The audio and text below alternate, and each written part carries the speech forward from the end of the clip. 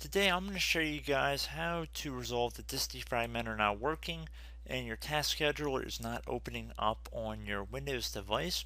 So if the two are interchangeably related in this instance, that's good. It'll probably more closely resemble what we're going to be going over in this video. If only your disk defragmenter service is not working, you probably can still pick up something that will hopefully resolve your problem nonetheless in this tutorial. So we're going to just jump right into it. And we're going to start by heading over to the Start menu, and we're going to open it up. So what you want to do is type in services.msc.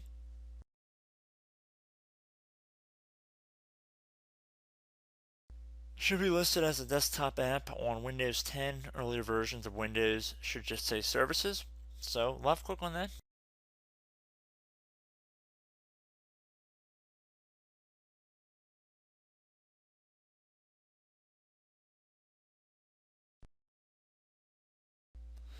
Okay, so what you want to do now is scroll down to get to Windows Event Log, or you could also move it up in ascending order. It doesn't really matter which one you do. So actually, I'm going to blow this thing up full screen here so you guys have a better view of what we're doing. Okay, so like I said, we're going to go down to Windows Event Log right here. I'm going to double click on it. So I'm going to change startup type here to automatic.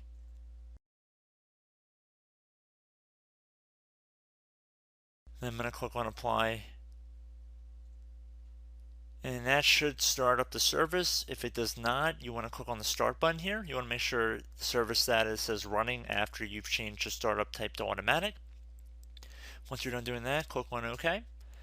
And now you want to go to the task scheduler service. So task scheduler right here. And you want to double click on that.